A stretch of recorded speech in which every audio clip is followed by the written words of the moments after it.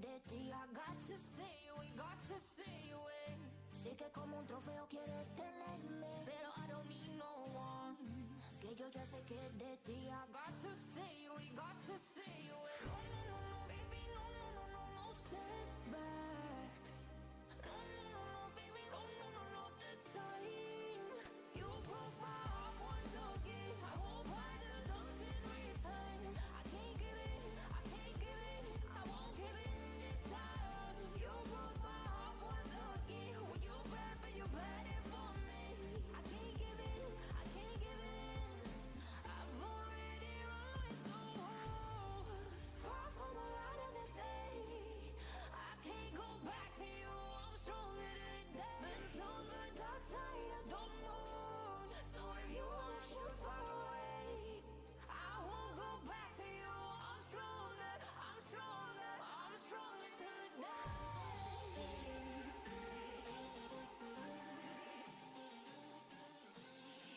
I'm stronger today.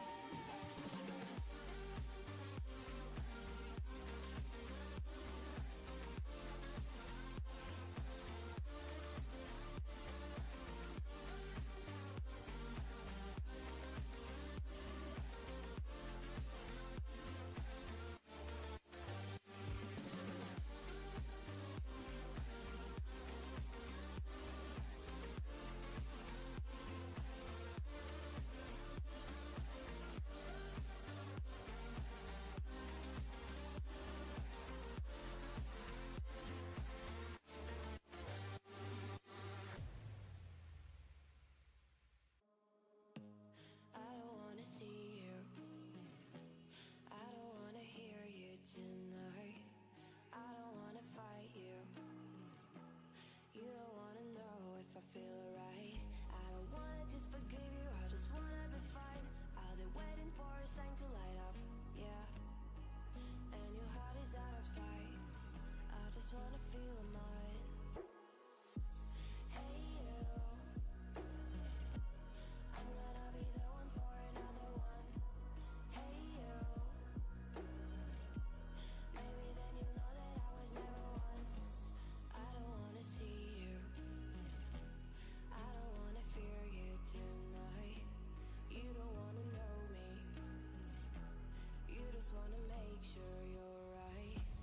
I'm gonna be the one for another one. Maybe then you'll know that I was never one. I'm gonna be the one for another one. I don't wanna feel you tonight. Got me.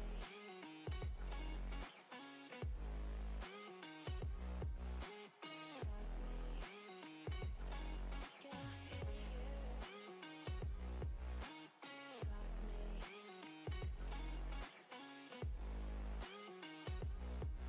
me. Got me. Can I hear you? Hello, hello, hello, and welcome one and all to the QSL, the Quacken Smite League. I'm really rejoined on the desk today by Brocky. We have never been here together, but I'm excited to present you guys this show here in the Abyss Division, the highest division in the entirety of the QSL. Tonight's game is Eternal Vanguard versus the Underworld. Brocky, are you excited, my man? Oh, I'm excited. After a nice long weekend of Smite games, it's so glad to come back Monday and keep the train running. Abyss always is a fun time to watch because it's either very highly competitive or we see some of the most fun picks going on. Oh, for sure. I think the funniest thing about oftentimes these high level players is that sometimes they'll go with the craziest picks. Let's go ahead and hop into the picks and bans and see exactly what both these teams are cooking up here. We might be seeing something very traditional performed at a high degree or something absolutely bonkers. Oh, at that absolutely. When you're in Abyss division, a lot of these players take this league very seriously, but at the same time, they always love to bring their spicy picks into the game. And as well as you'll see some target bans sometimes of we don't want to see you playing this god because you're annoying with it. Definitely. Daji might just be one of those targeted bans you're mentioning, Brocky, because she is a very strong god, but she's not one we've been traditionally seeing in the first ban slot, is she? Not necessarily in this meta right now. Guardians, Warriors, so Bellona, Gojira, Athena, and also other magical Quacken are one of the most stronger picks at the moment right now. So I'm feeling a lot of target bans right now here with the Dodgy and the Sobek being ripped out. Hey, Sobek's annoying. I would ban him instantly if I know that my team hates him. You know, the interesting thing with this meta so far, I've been seeing a lot of these games go through. I see Sobek banned in that second slot so often. It's a very um kind of nascent shift here in this meta in season 11 here that I have not been accustomed to, but I love to see the respect going on to the scaly Sobek's name.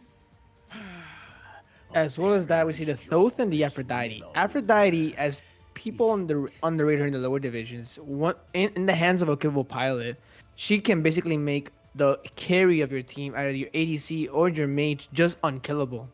Having basically almost 300 prots late game, so getting that god out of the game is so important. As we see the Kayron being locked in, this god has been picked so much, but not for support, for mid lane. Yeah, I've heard that a little bit. That absolutely bamboozles my mind. That's something that just doesn't quite fit. What exactly are people doing with that Charon potentially in the mid lane there, Brocky? So a lot of what Karen's potential is that he just has high damage number. His scaling might not be the greatest compared to other gods, but his base damage is just so strong. So having him in mid lane, you have this very tanky, almost unkillable the first early level gods just power farming, and eventually someone sticks such a powerful ultimate that hitting for 700, 800 guaranteed on a squishy is very dangerous. But speaking of dangerous, the Eagles rally has arrived and Bellona being locked in for the Underworld. Yeah, I think we were talking a little bit before the cast here, Bronchi. Both you and I are big fans of that solo lane. But Lona's been a very popular pick, specifically in this season, but also into late season 10. We saw plenty of her and Osiris going into that solo lane. Makes me wonder what we'll see in the side of Eternal Vanguard. Likely leaning towards something like Osiris, Nike, or Chalk's, what I've been saying. I think you're correct with those picks. Bellona is just a crazy good god right now. The biggest thing, as we saw in today's patch notes, is how low of a cooldown her ultimate is. As we saw in the recent patch note, it got a 20-second increase to 90 seconds now. So feeling now the Bellona hate coming in. Hopefully in the next patch she becomes much more average. However, at this point of the game, she is so powerful. As you see here, the Honor and Thor being locked in.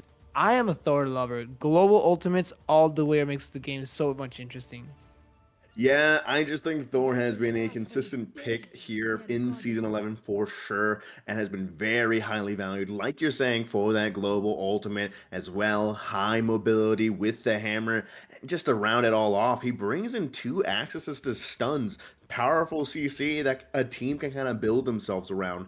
I don't think Eternal Vanguard has made a clear distinction if they're going for one playstyle or another here with Charon, Thor, and Ishtar, but we can see a very kind of strong traditional composition coming out from both Eternal Vanguard and Underworld. I'm liking Eternal Vanguard's draft at the moment right now. It's just high CC team fight ultimates at the moment. A Thor dunk summon sticks. Ishtar ultimate enough to just turn the tide of a team fight. And the biggest thing we see then, Underworld has a nice counter pick to against that high CC, which is Ganesha, allowing to create some powerful spacing for your team, either offensively or defensively. As you see here, the Underworld really hates these soul laners, as you mentioned. So the Osiris and Chalk are just gone. Those 2 soul laners are considered almost unkillable in this meta at the moment. Redstone as well as Warrior's Axe is so powerful right now that these gods and their mitigations, they're just unkillable. As in the Eternal Vanguard decides, assassins, they just want to make sure that this jungler from the Underworld is limited to specific picks. One thing here is that the Underworld might be banning out these warriors for no value if Thor goes into that solo lane. It's still up in the air. I think that's a nice part of the Eternal Vanguard composition here so far is that there is that element of is Charon going support or is he going mid? Is Thor going jungle or is he going solo? They have very flexible spots on the side of the Eternal Vanguard, while on the Underworld, it feels much more bread and butter. While yes, Bologna could go jungle, now we have a Mercury locked in. We understand where each of these pilots will be heading to. With the Vamana in hand, this is also a god that's flexible. See, Vamana being locked in, Jamoja a possible locked in and confirmed. Eternal Vanguard said, "We are just making sure y'all are stuck in one single place, and Thor and Vamana are just gonna go crazy." So we have confirmed now that Charon is going mid for the Eternal Vanguard. I'm liking this again. I'm in love with this team draft right here. All powerful characters that can easily take control of the game. But I do like Underworld's draft. They have a nice build of a correct disengage as well as re-engage with all their ultimates here. So the Dharmic pillars are gonna be the key thing for this team and how they position themselves, as well as how they want to play this game. Are they trying to dive with this team? Because with the Mercury and Bologna, they can easily dive this Ishtar and make sure she does not play the game at all. Yeah, I'm expecting a high level of expertise coming out from both of these teams and their drafts. Yamoja, of course, one of the hardest gods to perform on. You've got me excited with this Charon, a god I have rarely seen in that mid lane role, but being widely regarded as valuable there here now in season 11. Merlin and Underworld as a whole on the other end is seeming much more traditional. The only thing that I'm really hesitant about might be that Mercury. Right at the moment got nerfed due to the last previous patch. I think Mercury had a good spot with the enhanced Deathbringer. If I apologize for the particular name, but it got nerfed from 1.5 to 1.25, which is a very strong nerf on it. However, crit's so powerful. You hit two autos against his Ishtar, she's dead. So it's gonna be how this Mercury be able to play around the map and get to the specific spots without getting punished by Kayron or Jamoja. Well, folks, let's find out what exactly is up. Let's hop into game number one, Eternal Vanguard versus Underworld. And this is the Abyss division, the highest division in all of QSL. And folks, we do have predictions up. I don't see anyone voting yet. If I had to take a bet, I'd put it on Eternal Vanguard, but I can't, sadly. I'm excited to see how this goes off here. Looking just a quite straight build. It's pretty standard all across the board. Only big conversation starter to always have is Death's Temper versus Leader's Cowl. That's always something that it's really the Death's Temper's buffs that got in the recent patch. It become a conversation among top players like what's the better item? Are you playing for more of the early game with Death's Toll? Or do you want the absolute power spike that's Leader's Cowl in late game? Yeah, no, that makes absolute sense. For someone that hardly touches the ADC role, I'm just nodding my head. However, I've even heard of the power of Death Toll in some positions, like in solo. I'm surprised we're not seeing more solo laners try to opt in for that just for the absolute damage spike that's available through that item. Are there any other builds online that you're really highly interested in? At the moment, it's everything pretty standard. We see the conduit gem on the K run. At the moment, surprised that people to forget about this. Like conduit gem is actually bugged at the moment, so it's Oh, not really? doing the proper true damage on the minions. But that still shows how powerful Charon is in terms of damage. I see here in dual lane, an aggressive fight over here now. Heroic Big being slows expended. coming out. Beads in response. Can Ganesha get out? It does seem as Mercury's coming around the corner, and Thor is in the jungle as well. Neither jungle is able to get involved. The dual lane will be safe for now. Yeah, I love the straight action immediately over there in dual lane. As speaking of action, has not left yet. What will he do? Can he find a way in? It seems as if the action finds its way onto Wig. Leap in hand. Beads go out. Hammer, not true. But the 3 is able to secure the first blood in the hands of Thor, trading 1-for-1. And 1-for-1, Ganesha marking the first kill for Underworld there. That's something you don't see often, but I love the trade right there. You get the first blood, you get the instantly 500 gold right there for your team. Yes, you might be a bit behind on experience, but hey, gold's what really matters when your item spikes. Absolutely, and getting that on a Thor potentially spells danger for Underworld as we go further and further into this game. Mercury, of course, is going to be a bit more of that slow-paced god than Thor. I'm liking the decision making here for the Eternal Vanguard.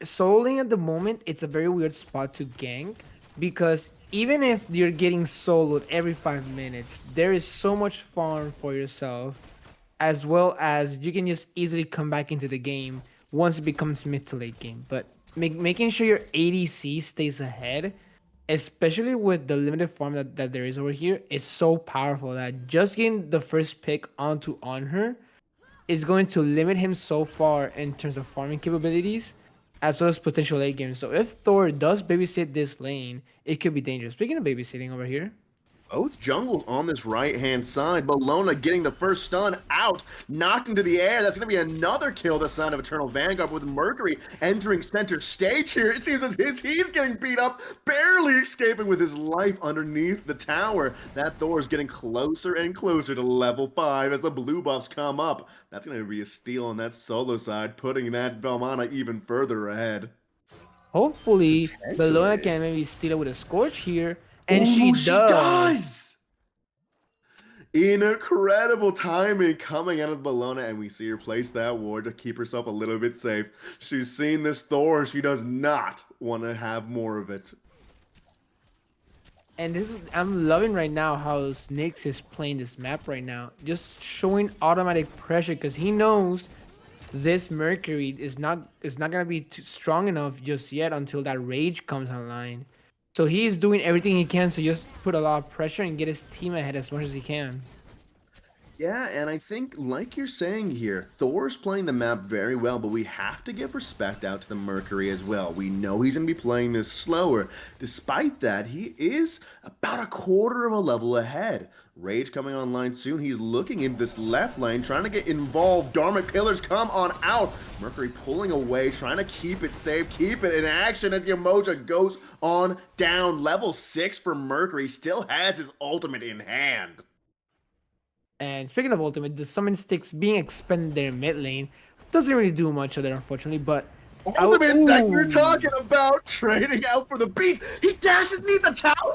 He's going for it. Trading 1-for-1 with the Merlin, securing the kill for the Mercury. Even we did not see that coming. And Mando did not see that coming at all. No, he did not. One thing I want to highlight right there is just the great CC chain that Underworld had there. Jamoja literally could not use any single ability because Godsend had the perfect silence on her the entire time. The on her stun, the Mercury knockup, everything was perfectly placed to get this pick onto Jamoja. And that's what this team comp is shown to be. Make sure their CC is properly chained so their high DPS can just eliminate a character. If we take a second here, do you know why exactly Emoji's putting a, oh, I guess it's for Mercury, right? The ward up in the top left. Hold up here. Hold that thought. Vamana has Thor coming in to save him. Now Underworld's looking to be in a rough spot, trading out for nothing. Both of them going down, Bologna and Mercury biting the dust. That envelope down was just perfect timing. A great double stun allowing Vamana to just easily survive the damage.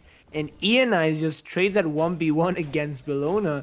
Looks like he probably had more fit and stacks and he just auto her down so much quickly. But speaking of the ward that you mentioned there, that ward behind the T1 of the long lane is so important because that's most of the time where Mercury likes to hide to collapse on the dual lane side. So I think that's great position by Kojiro to make sure to help protect her ADC.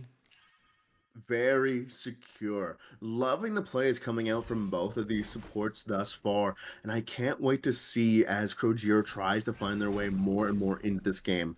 I think, like you were mentioning before, this Ganesha has had a wonderful use of their CC chain, and as this game continues to progress, we're now looking at the 6 minute and 30-second mark. Yamoja is well known to be a powerhouse later on into these team fights. And I'm speaking of a team fight real quick. We see Mercury going behind here, possibly for a gank, but I think he just decides to just reset after Desert Fury being expended. Yeah, no Desert Fury on that left-hand side. The kill potential of Underworld is a bit lower here as Wink seems to be getting turned on. Big slows going out. The Rivers Rebuke trying to close them in, but just not quite. Beads are And a popped. Here boom! comes the Mercury into the Dharmic Pillar, securing a kill on to TV Drayden. Another kill goes down, but with Thor crashing in, can they survive? Beads are used. The River Styx comes on in. Mercury just trying to find his out here. Hammer misses, but his 3 definitely won't. Thor securing yet another kill with the help of Charon just to back him up. Merlin holding up in the right-hand wing does not want some of that action. That is great relic discipline there by Snitsgy. Like it was perfectly beats used to confirm there. Anvil of Dawn has not missed a single target this game. This Thor is on fire at the moment. It is so jealous. crazy how powerful he has been in this map. The one thing I'll do say props to Underworld is that they, even though they're down on kills, their farming has been good. And I think it's attributed to this mid lane over here that Merlin can just easily clear this camps, all these camps easier than the K-Ron. So right now, I'm liking with the decision making of Thor.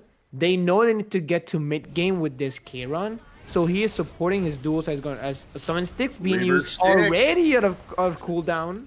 Oh my goodness, the Mercury barely escaping. The power of that Charon cannot go understated, but this Thor trying to find another kill on a Bologna won't quite find it, yet the action still seems to be available here on this right side as they're looking for a bit more jungle camp just to farm out here. Nothing that Ganesha can do, and Internal Vanguard looking to secure a little bit of a lead going in here before the 9-minute mark.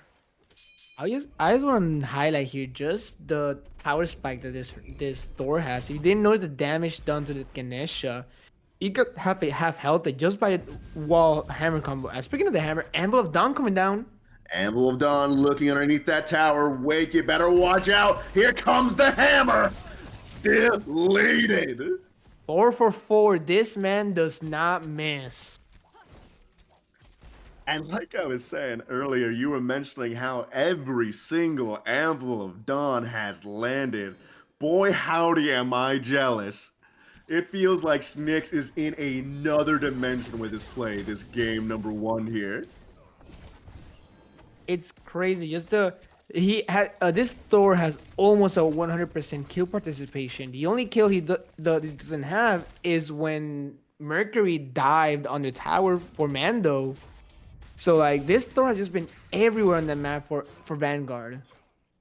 Yeah, he's been a big player, and I worry for Underworld's future here. As we go closer and closer to this 12-minute mark, we have about 2 minutes before the Stygian beacon spawns here in the center of the map. This is when we can start expecting more and more team fights, as well as contentions for Gold Fury. Mercury running out of the way, not getting caught by the River Styx. Thor still wants it. Ganesh around the corner. Garmic Pillars comes out, stopped by the style, and still gets a stun out. Yamoja! With that incredible River's Rebuke. Now, does Thor leave or does he go? Does he leave or does he stay? It seems like he wants to leave here, backing up, not with enough support here, so deep into the enemy team's jungle. That is just knowing your own power spikes and your ability as a jungler at the moment there. You're going against a Mercury. He has rage, he has crit, but as Thor, you already have your Hydras and your Jotans. You're dealing damage. So here Snitz knew that he could take this 1v1 against Gifty and always win 9 times out of 10. He played his spacing perfectly, always having a distance between him and the Mercury so the autos wouldn't rain down. and Mercury was just running behind his tail as Eagles rally used to try to confirm the blue buff, but unfortunately misses. Yeah, I think the big thing for me here is that the clock is starting to tick here. We know Underworld will have a strong late game going into this, but if Eternal Vanguard continues with this breakneck pace that they're playing this game, now looking at 9 and 5 before even 12 minutes. Speaking of that breakneck pace, hold that thought. This Bologna does seem to get lucky here. This last Thor wall seemed to put her on a potentially viable side there. Not able to follow up here. Mercury looking to get some poke out onto the Emoja.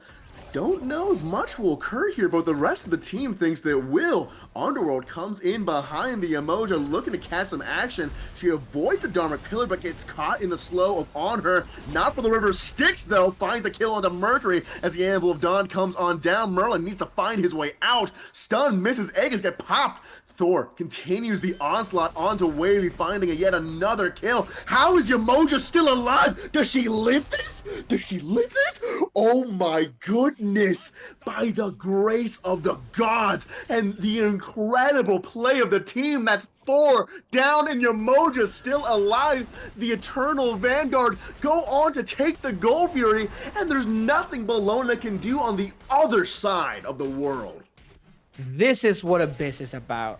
These high level plays that we notice that we never see in the lower divisions. The incredible patience that Snicks, that Krojiro, and Mando just executed in that fight was incredible. That was a free kill for the Underworld, but Krojiro just survived that with so much gift. The stuns were perfectly placed every time Krojiro just got CC'd and just survived with the tiniest of HP.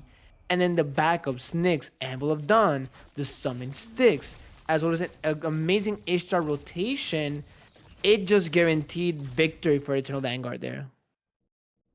I'm speechless for how amazing that was from both Snicks and Krojira, playing like absolute menaces.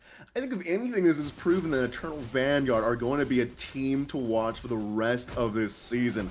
I'm loving what I'm seeing coming out from every angle of this map.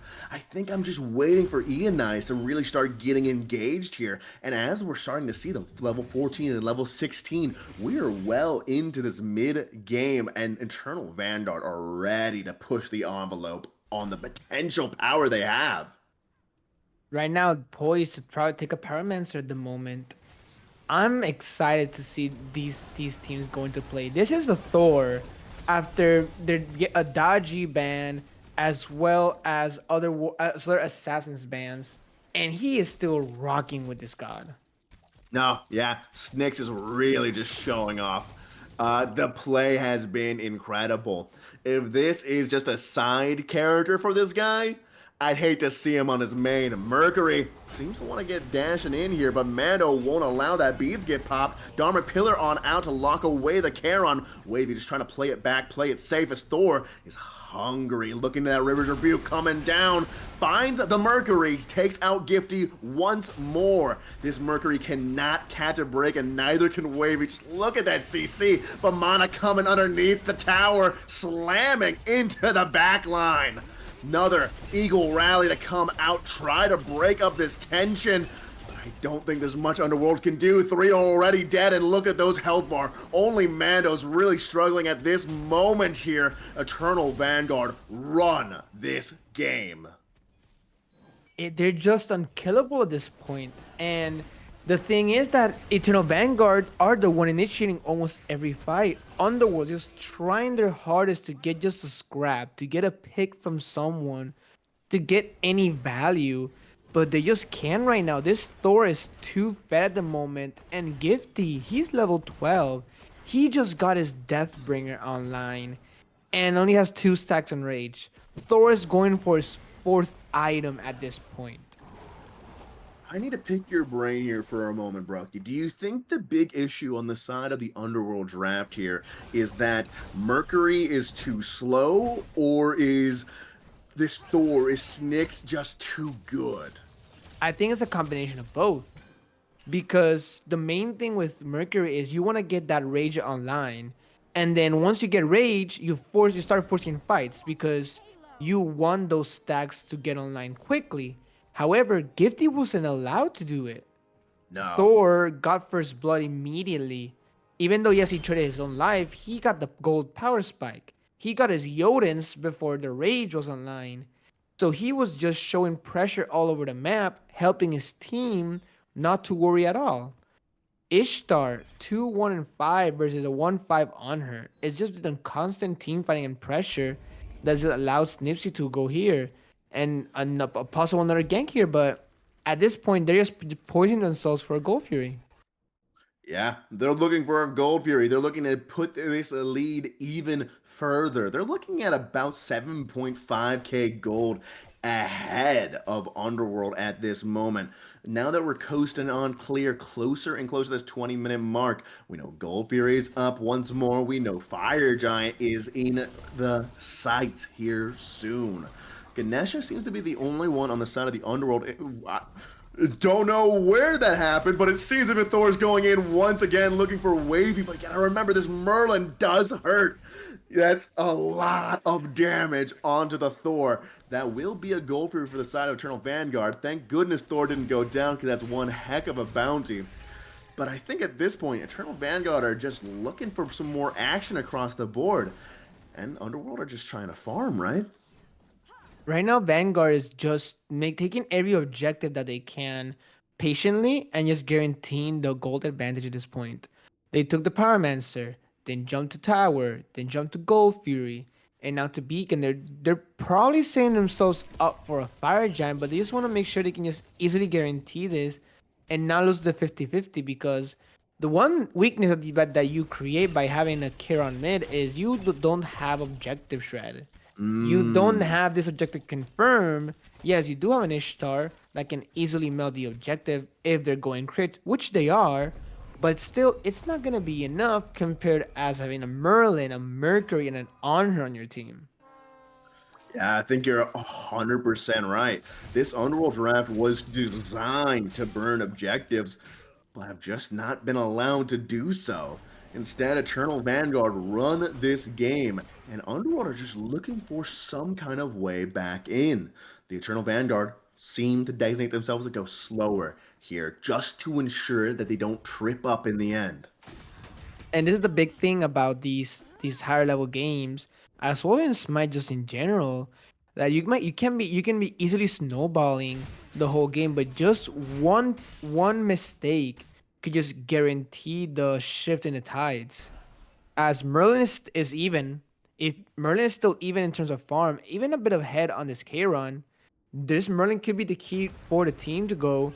As you see another team fight going around. That poor Mercury absolutely removed from this fight. This Thor still looking for action. Merlin around the corner. This spells disaster for Snicks here. Might have gotten a little bit too overconfident. The rest of the team here just trying to find their way in, but so deep into Underworld territory, they can't find a path to the Thor. That's going to be a major bounty going the way of the Underworld. And this is the mistake that I was referring to. Merlin hits level 24 for their team. Probably is going to get his alternate timeline here online in his next back. And this is where Underworld can easily turn the tides around, because now you have a way, a tiny light in the end of the tunnel, which is this Merlin. He's right now going with this proc build that, even though objective-wise he might not shred him as powerfully, he is hitting this Thor as well as his Vamana and Ishtar for so much damage. Mercury just trying to find his way in here. Level 16 at 20 minutes. This has not been his game thus far. Underworld just trying to position themselves to where they can contest any potential Pyromancer or heavens forbid, Fire Giant. With two folks on to the Eternal Vanguard side here in the right lane. Not sure if they're looking for anything yet, but Thor and Charon lurk close. No, it is, as we see the Eternal Vanguard is just trying to get level 20 as soon as they can, but Look at Yonai's his HP! He is just running it down. He is just eating free ultimates for himself. Oh my goodness. Maybe nerf Vamana is what we need to be saying in chat here. What an incredible demon. He is very well established at this point into the game as Eternal Vanguard look to pull the Fire Giant. Underworld trading out for a tier 1, just looking for more farm. There's plenty on the left side as Goldbeer is coming up as well. Underworld need to find their way back into this game. I'm not sure Oni Fury will be that answer quite yet. With Fire Giant in hand, seems like Eternal Vanguard is going to push out that right lane. Underworld looking for farm, looking for answers, looking for a way back into this game. And I think it was the right call to just let that Fire Giant fall for the other team. It's 21 minutes in. You have Ganesha and Merlin. You have great base defense that you can easily utilize as the re-engage.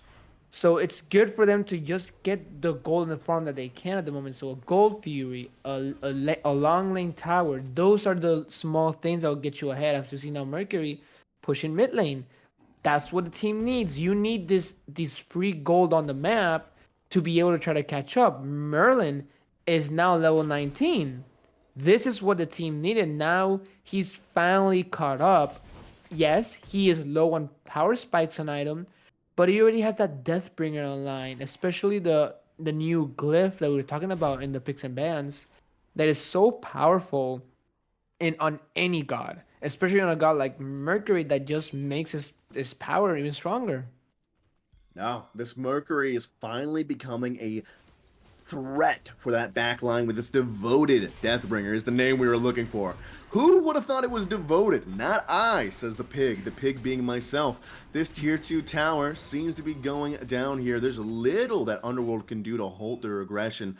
Eternal Vanguard playing this safe, playing this slow, making sure not to overextend for Phoenix quite yet.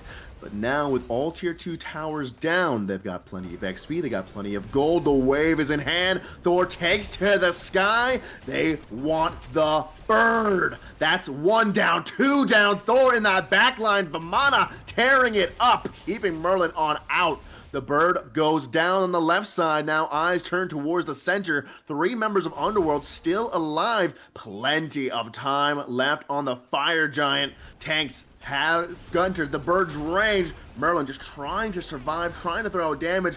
But Ionize taking into his ultimate finds himself melted. Taking down a massive player like Ionize is a huge turn for Underworld. Down 2 birds and ultimate. Snyx is down as well.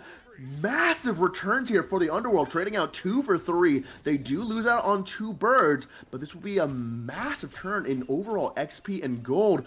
Wavy maybe being a little bit over Kazalis here. Popping the Aegis just to confirm his exit. Now Ganesha enters the field. Mercury barely alive. They might have bitten off more than they can chew. This Ganesha now just popping the silence, trying to live for a moment longer. Blona around the side, pops the Eagle Rally, finds herself onto Mando. The rest of Eternal Vanguard cannot make their way to Mando quick enough. Trades across the board, and 2 Phoenixes down. That was so much team fighting, but as crazy as it sounds, even though the Underworld lost 2 birds, they got some good shutdowns in that team fight right there with Ionize and Mando just both falling down. That is the opening the Underworld needs to just get some power spikes. Mercury, Seer the Jungle online. Wake has just been having a horrible game so far. He hasn't been able to farm at all because of team fighting. But at least he's farming up. Godsend has his Compassion online, has his Erosion online. So they're itemizing enough to counteract all these builds and abilities, but at a certain point, is it too late? There's a question for sure. I think it's entering even now the minds of the players on Underworld. Is it too late? We have 2 Phoenixes down. The Fire Giant's coming back up soon. This next assault coming out from Eternal Vanguard may just be the one. At this point, we're seeing all the builds being fully built right here. Primal Fury being easily knocked down here by Drayden and Kojiro. It's just gonna be uncontested for the Eternal Vanguard because Underworld knows that they just need to farm. They don't. There's no need to be fighting because they need to make sure Wake gets his leader's cowl online, which he finally does, as well as just atomization on every single one of them. They need that fourth item to be able to contest with these fifth item and almost power pot soon for Snicks. Mercury goes ahead and backs. The Fire Giant is coming up soon, yet Mercury actually cancels the back, stays in the back line here. This may be the gun to watch. Can he get into those squishies, find his entry point, and tear it open wide for his team to come in? Seems like he gets caught out by the Ishtar here, already just barely above half HP. Pushed all the way between the tier 1 and tier 2 tower. Underworld just trying to eke some sort of Pyrrhic victory here against the Eternal Vanguard's eternal onslaught. Pushed further and further into the jungle. Ganesha gets caught out by the Yamoja. River Styx comes out with a bang. Ishtar finding the kill. Thor comes on down. Yet another major tank sequestered and destroyed, taken out by Ionize. The River's Rebuke now in play. Does not find major usage here, but Underworld need to play it safe. Their bird on the left will be going down yet again. Mercury still in that jungle, but Ishtar knows. Does she catch him out? Yes, she does. Now she can easily make her way back to the rest of the team. It's just a Merlin and Honor versus the world. No Fire Giant in hand as the tank starts to pull this. Yamoja wants all the smoke. Stunning out Wake, looking to keep this Titan in the Ionize down, Wavy down, but the timelines keep him up. That's now 3, turning this Titan around. Can Thor get out? The slow comes out, but he takes to the sky. Not quite. Wake finds another kill for a deicide on the side of the Underworld. That was incredible right there for the Underworld. Snakes just need 1 second to get into the air, and possibly the minions could have been enough to confirm this, but alternate timeline, just saving it for the team there. If Wavy falls right there, that was just guaranteed game for the Eternal Vanguard. So Underworld is not giving up. They're fighting to the last breath. Fire Giant is online. All 5 members of the team are ready. They are taking this objective, and they're praying that this is enough for them to take the game for themselves. They have to be careful here, though.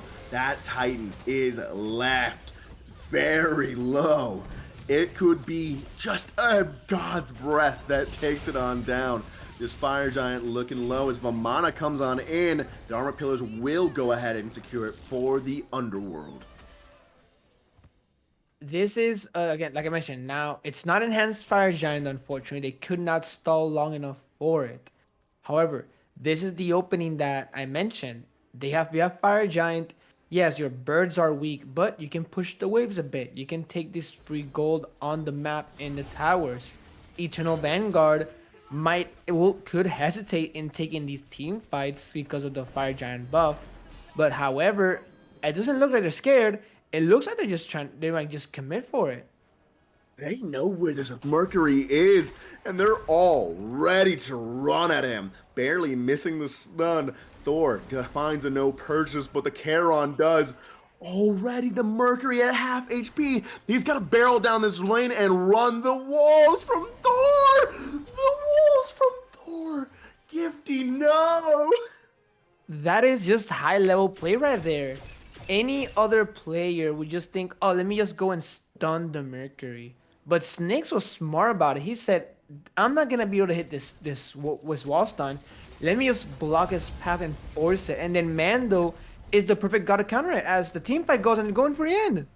Thor takes to the sky and finds his way in. That's going to be a Titan slain for Eternal Vanguard, taking game number 1. Just 19 seconds past 30 minutes. That was incredible. So much action every step of the way. But Eternal Vanguard just showed complete dominance every single fight. It felt that no matter what happened, the Vanguard were just taking it. Nothing was deterring them to win. The only team fight that the Underworld got was when they have a Titan helping them in a hypothetical 5v3. Oh, yeah, you're absolutely on the money there, Brokey. The Eternal Vanguard had full control of that game almost from minute one. Like you pointed out before, that massive trade over on the left hand side's tier one, trading out Thor's life for a first blood, just set the pace for the rest of the match. As we can see here with the final stat score, it's just crazy. The Snakes 10-4 and 9. I'll be honest, two of those deaths were just absolute giving his life for him. Just diving towers, sometimes unnecessary T2 tower dives just to get a crucial pick. And as Nyx was the key thing here. If I'm Underworld, I'm taking Thor away. This god cannot be in the game anymore. But then you consider, was it just Nyx on Thor being so powerful? Or was just a Gifty not being comfortable enough to play on his matchup in with a Mercury? I don't know. Now, this is the second game I've seen from the Abyss's Underworld thus far, and we have yet to see Gifty really have his game. I don't know if he's comfortable in the Mercury. I don't know which god will be the right slot for him, but hopefully he can find it against a monster like Snyx. Banning that Thor may just be the play. I think that was the most evident character on the board. Right now, looking at the damage numbers we see, it's just overwhelming. Like the contribution that each god here for the Eternal Vanguard contributed, versus if you see the Underworld, unfortunately it was just lacking. You can't be playing a Mercury and only doing less than 10k damage. And again, it could just be that Snakes was just running the map, and or maybe Mercury had a bad matchup. But if Underworld doesn't change up their draft strategy or even their game plan in game, they're just gonna see a repeat on game two. We are hoping for big things coming out from Gifty. We're hoping for big things coming out from Snyx. And of course, the support on the side of Eternal Vanguards. I can't wait to see what they have in store for us next. Folks, my name's Really Reed, joined on the casting desk with Brokey. We'll be right back with game number two. I don't wanna know what you think. I'm the one you go to whenever you feel like you're about to sink. I don't wanna just forget you, but I wanna be fine. I'll be waiting for a sign to light up, yeah. And your heart is out of sight. I just wanna feel mine. Hey, I could become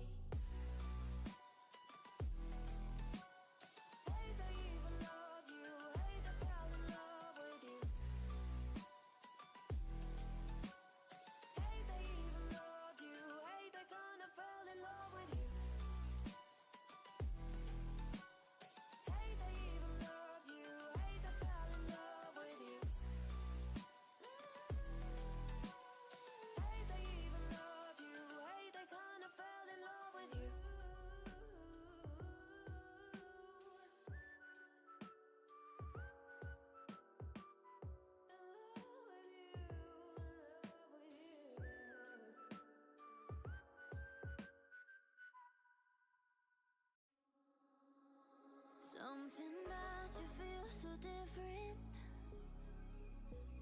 Yeah, you mess me up inside. It's like your energy was kissing my soul back to life, was living. Now it feels like every part of me is died. Yeah, you're gonna. Welcome on back to the QSL Abyss Division. We are heading in quick for this game number 2, Eternal Vanguard versus Underworld. I'm Really Reed, joined on the desk with Brokazoid. How you doing, my friend? I'm doing great. After that game one, I'm excited to see how game two goes. Yeah, I've got a bit of trepidation, but I'm ready to see these picks and bans get loaded up in here.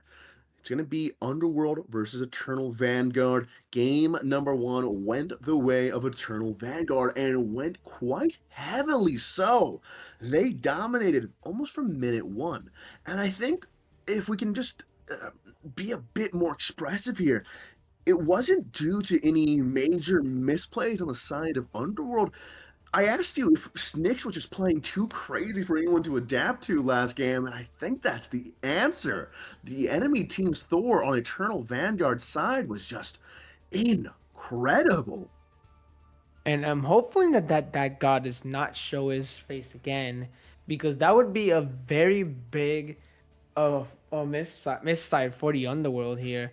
Kokolkin thought two strong mid lane gods being banned out immediately. They respect how strong these mid lane players are, so they're taking out these strong picks. However, if Thor stays in the game for Eternal Vanguard, it's gonna be a repeat of game one, because here Snitz looks so comfortable and so powerful in this pick that I feel that it would be a disrespect if you don't ban it.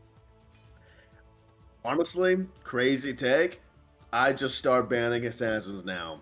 We see a dodgy ban. I respect a dodgy ban here. But that Thor was terrifying. I think you can probably have the same weight towards a god like Thanatos, maybe even Tasker. I don't know how you lock down the Snicks, but they need to figure out something. And they figured out indeed when Underworld just banning it immediately here.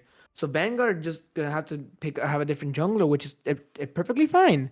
There, if Nyx wants global ultimates, he can get them. The Thanatos, the Rat, are they as safe as Thor? Not necessarily, but that cannot be it. As the Underworld taking the god of the Underworld themselves, the Charon, going for them. We made mention previously how valuable these kind of flex picks are. Charon proved just how well he plays into that mid lane role as well as support. Speaking of supports, Athena and Hachiman on Eternal Vanguard? Hold up. Great picks all around here. Hachiman, super safe. He even so much nerfs that have gone through into his cooldowns, he is still the safest hunter in the game, as well as his DPS is incredible. So I think that's just an oversight by the Underworld for just leaving the Hachiman. But again, there's only 3 bans. You can't do Yeah. much. Yeah. There's just not enough bands in the world to lock down the Thor, the Kukulkan, the Hachiman, the Athena. There's so many potent gods in this game currently, and I'm scared of every member of Eternal Vanguard right now. What will Underworld respond with? Hovering over Kukulane? I don't know about that one, Chief. Hey, Kokolin, it's a god that just gives you pressure. Doesn't matter what your lane opponent is, you're getting pressure from early game all the way to late game. With the changes of Mystical Mail, Bluestone, Kokolin just does so much damage that doesn't matter if you're one of these strong auto attackers, you're losing this lane. Now the big one is this Shibalanka here. This god has not been meta in a while, and he hasn't received any buffs at all. However, I think it's just how the items have changed. he is actually showing much more pressure. We see him much more focused on pen builds. Same thing with Death's Temper and Death's Toll being a good item now. That's always been Xbalanque's bread and butter because of his insane mana consumption. I'm loving the Chiblancas I've seen thus far this season. I can't wait to see exactly what Underworld puts forth here. Like you're mentioning here, he may not be clearly in the meta, but I think that ultimate in his hands can just be so defining for a team fight. Eternal Vanguard are going to have to play this next round a bit more safe as they lock in the man himself, Chuck. I know you play solo lane, Brokey.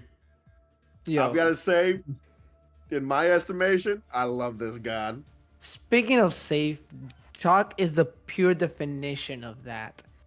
Damage mitigation, protection stacks, as well as a 60% slow on his 3. And It it is slows attack speed too. it's just crazy how strong is Chalk, especially now with so much of these damage mitigation item in the game. But I do like Darkest Nights here by Shibolanke because it could just be something of a global ultimate ban for the Vanguard. So like the moment you notice someone in the air, you turn off the lights. And that's when they're gonna struggle as you see a Thanatos and a Susano ban towards the Eternal Vanguard. Yeah, I mean, we're already seeing some global pressure come out from Athena. Seeing a god like potentially Rat, who's still on the board, could be very dangerous in terms of Eternal Vanguard's composition here. X-Ball puts them in a position to where they can counter that out, just like you're saying. Play this a bit safer. Uller, hovered over by the Vanguards. Do you think this is going to be their mid laner? It could be. Uller mid has not showed up in a while, but that could be a great counter for this Kayron that wants to just row away from you. The immediate stun with your axe, great wave clear, and just the amount of farm that you have is incredible. But might not be the pick that they're looking for, as they might just want some setup here and Raw being hovered. I'm a Raw enjoyer. Searing Light is such a fun ability to use. Man, they are not that decisive. They've gone from Uller to Ra and now locking into the Vulcan. I'm not sure how I'm feeling on Vulcan right now. Vulcan is an interesting character because at the moment looking at the Underworld, there's not that many characters that can chase him down. He like their Vulcan is a god that in with the new change the very old changes of quality of life, he's very easy now as a safe pick to utilize. But right now I'm not looking anyone that's gonna lock him down, but they actually found the great picks here with Hombats and Kuzumbo. Those gods are the ones that are gonna chase down his Vulcan. And we just talk about how many scary circles are on the side of the underworld. I actually kind of love this composition. Maybe not because it's the clearest kind of mathematical play in the world, but you just get big circle. And in some cases, big square coming out from Charon. Kuzumbo's Watery Grave, the Fear No Evil of Hunbat's. Wait, I said Fear No Evil? What's it called again? Fear no evil, you're correct. Oh, I thought that was the tier move for a second. I'm No, crazy. no, that's Ah, fearless. Fearless. Okay, Smite. Either way, Hunbat's Kuzumbo, Charon, there's a lot of control on the side of the underworld. And to top that off with a little cherry, it's going to be the X Ball. Here, right, I'm loving the Ratatoskr here. Into the World Tree is so, again, global pressure just allows you to roam this map and just put so much pressure here. The one thing Ratatoskr is gonna struggle though is it's kind of hard to gank these all these characters level 2 and onward. X-Ball, CCMU, and Dash. Kuzumbo immediately peel Dash. That's gonna protect you. Kayron can just run away immediately. So I want to see how Nyx plays his early game and if he could get any good advantages here. But Underworld is still in the same struggle though. They have to get to that mid game, and that's the question: can they get to mid game? Let's see it. What will this Ratasker bring on the side of Eternal Vanguard? Game number 2 is here. Predictions are live. I'm excited to see how this goes here. We're seeing Underworld versus Eternal Vanguard. Vanguard took game one by storm. And I'm hoping that Underworld shows some more face in this game and really show that they are a team to be reckoned with. Or it could just be that Vanguard is just that powerful of a team. No, I mean, after game number 1, Eternal Vanguard quickly rose in my impressions in the stocks of this overall season. And Underworld is nothing to sneeze at. They may have lost last week's game, but that was barely by the inches of a game to be sure. Fallen Angel barely bringing off a 2-1 victory against Underworld. As we go into this game number 2, is there anything on the kind of build track that catches your eye? The one thing I just noticed is again, so both Ianice and Jigen both go with the blue stone because at the end you just go corrupted stone and you're just unkillable with those gods. But I'm surprised here that Expo wins leaders cow letter cow versus the death toll. And I why think it's is just that? I think it's gonna suffer a lot from mana sustain in this duel fight. Mmm. Mana sustain is a big issue, oftentimes plaguing the X Balls. It's going to be interesting to see exactly how it plays out here for him. Right now, we're focused on dual side because last time this is where all the action was. But seeing that they're trying to take it a bit more safer compared to last time. Yeah, I think Underworld just need to play this game a bit more safe, like you're saying. And they recognize that. They're trying to get into that mid game and get into it strong. As we can see, a little action into the jungle lane. Both mids taking notice. Ratasker's looking a bit more low. As Vulcan comes around the corner, Hunbats needs to find Purchase away. And speaking of away here, back to the dual side, we just see them just poking at each other out. Kuzenbo being annoying, but Mit's in danger. Ratasker still had dash in hand, able to play it safe. Hunbat's leaping in on the Vulcan. Blink comes out from Ratasker. So low. Very good meatball, but misses the follow-up shot. Hunbat's barely living that one. And they're not done over there in mid. This Hunbat still has his blink. He can still commit onto this here, No. but it's dangerous. Oh, he teleports in. We want you to play safe. Are you gonna do it? Are you a mad lad? Oh my goodness, he's still alive. Meatball comes on out. Follow-up shot misses. Snicks takes notice. He's hungry. Dash comes out. Here goes Thronebats. Almost so close. Karen's gonna end it up with first blood. And they get the Harpies on top of that. Vulcan has to back. Huge win in the early game for Underworld. I think it was just overcommitment there by Snicks and staying too long. I think they knew they had the advantage. They should have just ran away and not forced the fight there. Snicks, again, Acorn is a powerful ability, but I think the cooldowns is just what suffered at the end there. That we noticed that they were just autoing each other, but it felt like Snicks was just waiting for that Acorn blast, and it just never came out. Yeah, I think it's very notable here to say, in this first 2.5 minutes here, Underworld are kind of shaking this game up.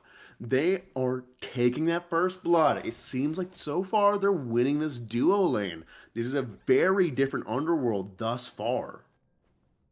One thing here that we see an invade in Pro. This is the first one we've seen in forever. Yeah, Gifty comes on in. Taunt goes out. It's Trolls close. And Athena goes down. Another invade successful in the hands of the Underworld. Yet more experience in their hands. They're doing great. I am enjoying this new version of Gifty right here. The confidence that he had. He does not care that game one was a bad record. He is fighting like it's still game one. He is playing amazing right now. And that's just showing that the Underworld has just taken the lead right now in this game.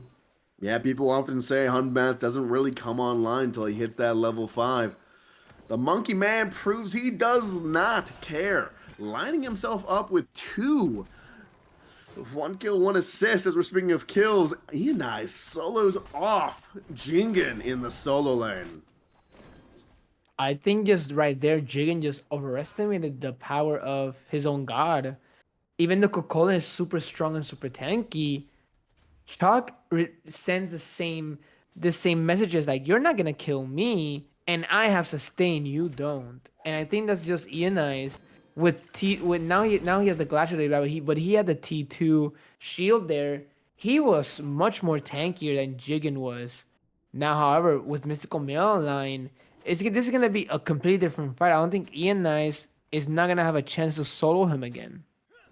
No, I completely agree. I think Jingen, may have lost the battle, but the war in Soul Lane is certainly still on.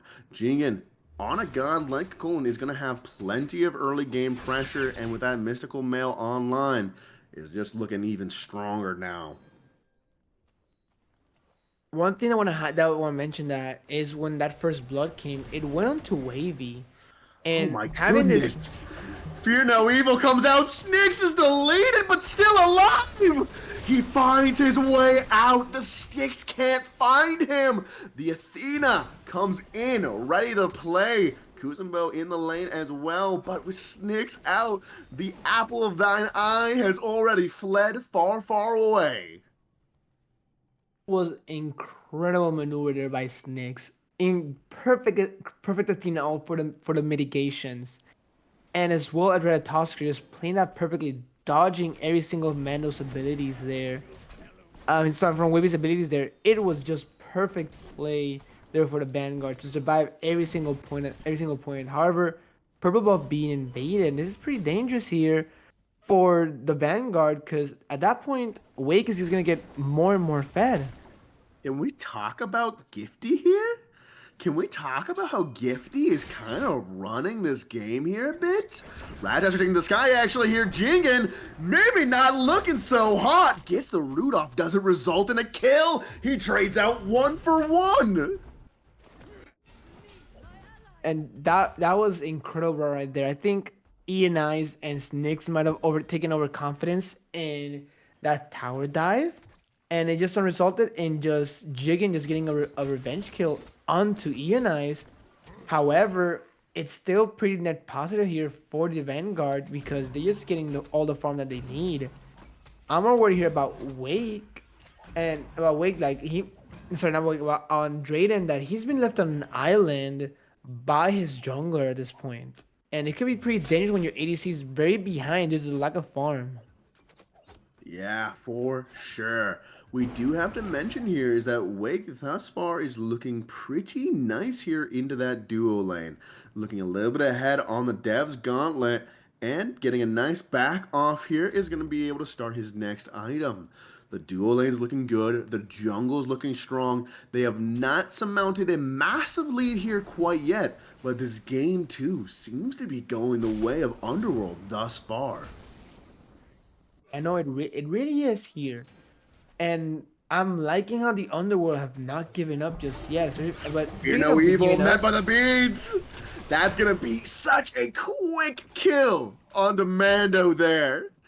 As the aggression over on the dual lanes looking to favor X-Ball quite significantly. We know Hachiman will be a threat later on, but so will X-Ball.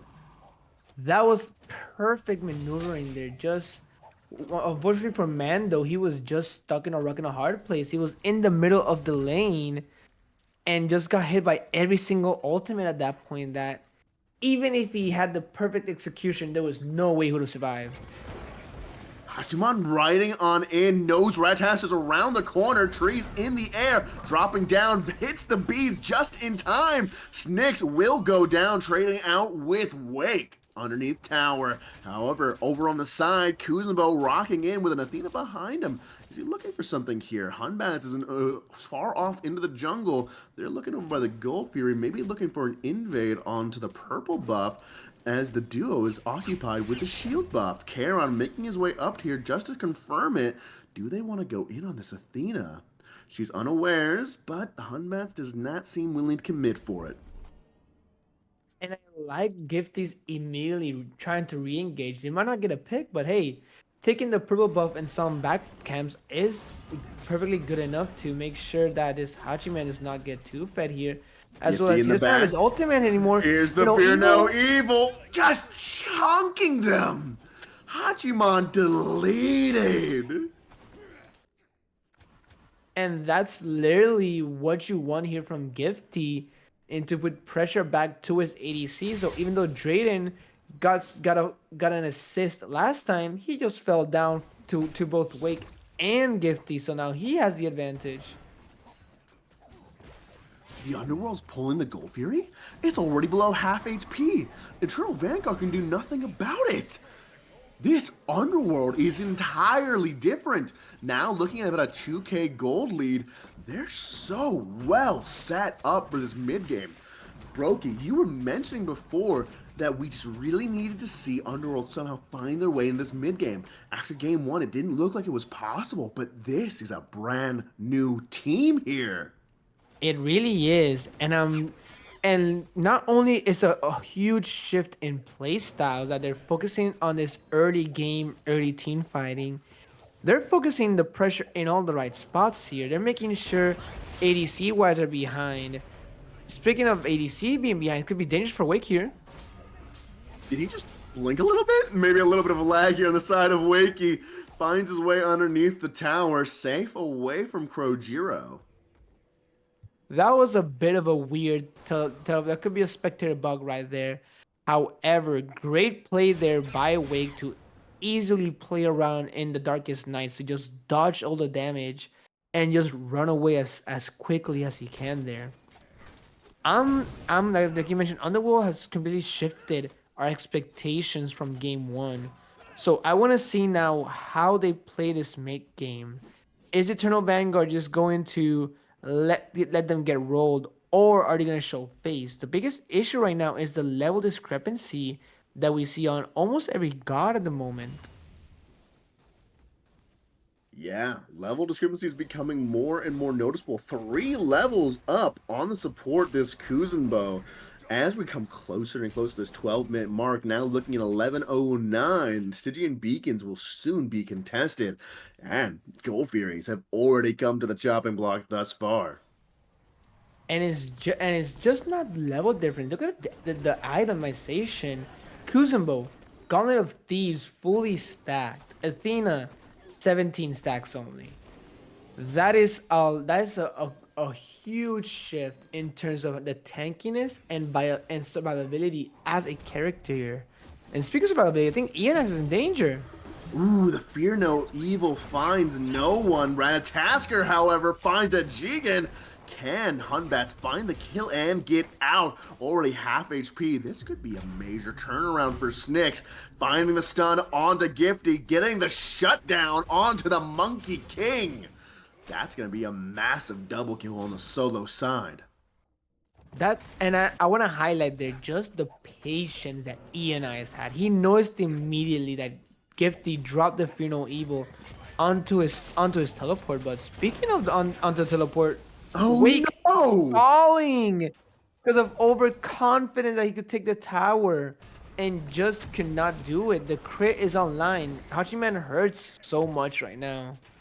We were just talking about how the Stygian Beacon coming online was a perfect opportunity from Underworld to cement this lead. But due to some misplays in solo, due to a misplay in duo, now they lose the Stygian Beacon and have lost 3 members of their team for nothing. And this is where like these little mistakes are going to be dangerous for the team. Because at this high level of Smite, Abyss players can capitalize on those kinds of mistakes.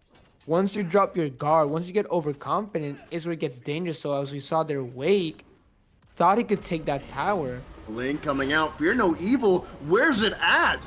Mando used the beast to get it out. Ratatasker in response. Wave will find the kill on Mando, but Snick still providing massive pressure with Athena to boot. With an Aegis pop, Kara might just live this, and Snicks needs to find his way to safety. Jing and Blink follows up on the Hunt Bats, finds the kill onto Snicks.